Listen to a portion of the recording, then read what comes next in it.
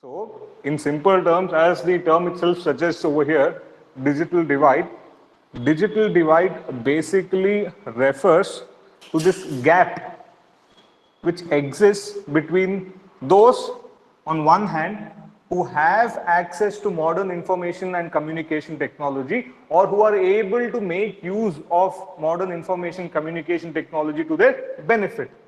And on the other hand, we have those who either do not have access to modern information communication technology or do not know how to make use of this modern information communication technology for their own good or their own benefit. So this is a very big problem today. Okay, so in India it could exist between rich and poor, between literate or educated and illiterate or uneducated, between urban and rural.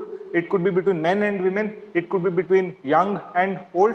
So this kind of divide is not so common in many of the developed parts of the world. But this kind of divide is seen more in developing countries or underdeveloped countries such as India.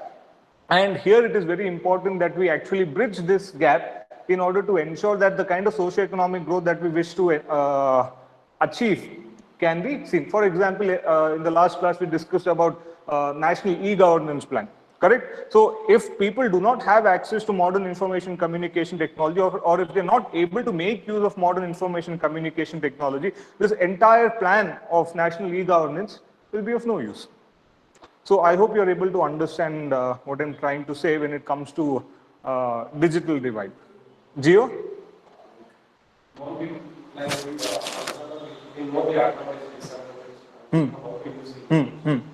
in village side, they know how to make phone calls. They know how to access internet. How to access, obviously. On top of that, many of these government portals are actually very difficult to make use of. Correct? So they will, even today, many of them are not able to apply even for passport. People find it, even though the government has made it online, people are not able to apply for passport, people are not able to apply for DL, whereas we are able to do that. I have done it for myself many years back for passport and DL also. Okay, but still many people are not able to do it. They're not able to apply for a bank. I hope you're able to, it is clear. For example,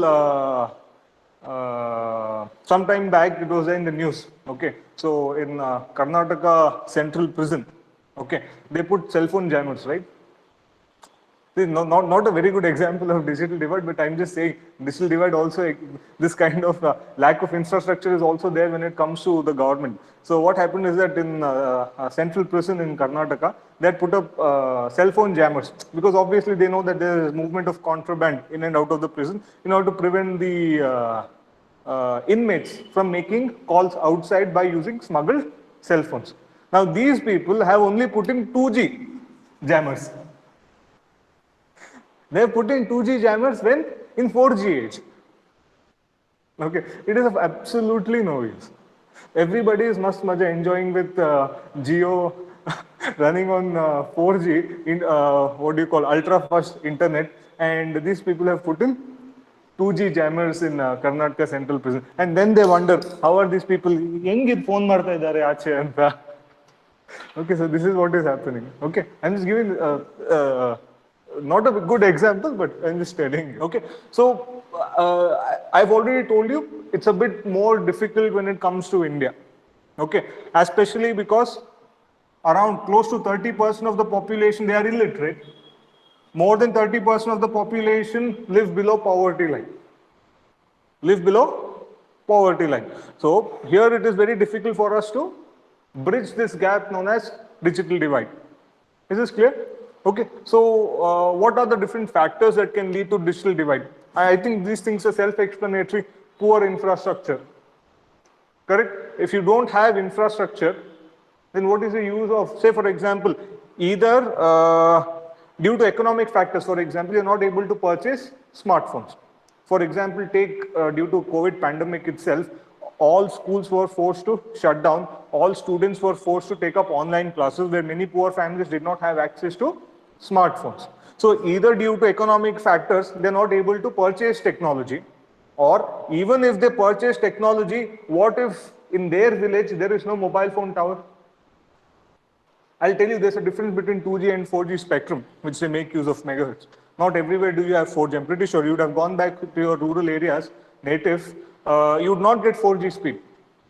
Correct? You would not get 4G speed. If you're using Jio, Jio is not accessible. Either it is not accessible, or even if you're using Vodafone or Airtel, if you're using internet, even though you have 4G connection, but you're not able to access 4G speed because the network switches over to 3G or 2G. Or that will do it when you move on to telecommunication. So what will you do with 2G infrastructure?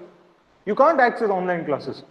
I'm pretty sure if anyone's accessing this particular online class, and if they're watching this online class in 2G, they won't be able to access it. So poor infrastructure, unstable government policies, low literacy rate is another very big problem over here. Linguistic diversity. Okay, in India, either you have to know English, or it becomes very difficult for you to make use of many of the apps and applications on your digital device. Correct? So this is one more big problem. Actually, to be honest, Google has done more than any state government or central government to ensure that every application which is available on internet has been translated to all major regional languages. Google has done more than the governments itself, central or state governments of India. So linguistic diversity is another big factor. Other factors I've already told you: age, class, urban-rural divide. It could be several other forms of divide which exists, which contributes to digital divide. Is this clear? Simple? So if there's a question which asks you, how can you bridge this digital divide? Can you give certain steps? Next, we have something known as digital convergence. Digital convergence. Okay. Now, digital convergence is actually defined as the convergence of 4 sectors into one. What are the 4 sectors? One, which is IT, information technology, telecommunication, electronics, and entertainment. So, this digital convergence is nothing but the ability to view the same kind of multimedia from different types of devices thanks to digitization. Thanks to digitization. So what I'm trying to say is that, for example, earlier you used to have, what do you call it, landline telephone at your home, correct? You used to have a landline telephone at your home. This landline telephone could be used for what? Only for either making a phone call or for receiving a phone call, correct? Similarly, you used to have a TV. That TV was meant for what? Only for viewing shows, movies, or whatever it is. Take a calculator, for example. That calculator was only meant for calculating, doing certain mathematical operations. Or a watch. That watch was only meant for showing you the time. But today, take a smartwatch, for example. That smartwatch, don't you think that smartwatch is able to make phone calls? It is not just showing you the time, it is able to make phone calls. Correct? It is able to, you're able to do calculations on it, for example. You do have smartwatch on which you can watch YouTube videos also. I don't know the purpose of it. Okay, so on that dial, you can watch YouTube videos on that. You can read messages. You can actually send messages. Reply messages can be sent. You can do certain operations over the internet as well. Correct? Or if you take your smartphone, for example, don't you think your smartphone has replaced your TV, your computer, your alarm clock, your calculator, your landline telephone, your video game console? It has replaced everything. How is this possible? This is possible thanks to digitization. I'm just giving you an example for what do you have to understand by the term digital convergence. So all of this is possible how? Thanks to digitization. Okay, and this was made necessary due to the demands of the market, where earlier what used to happen, there used to be separate networks for voice, there used to be a separate network for video, there used to be a separate network for data as well. But thanks to digitization, voice, video, data, everything could be sent through a single channel. Everything could be sent through a single channel, and hence everything could be viewed, accessed also through a single device. So this is what you have to understand when we talk about digital convergence. Fair enough? Understood?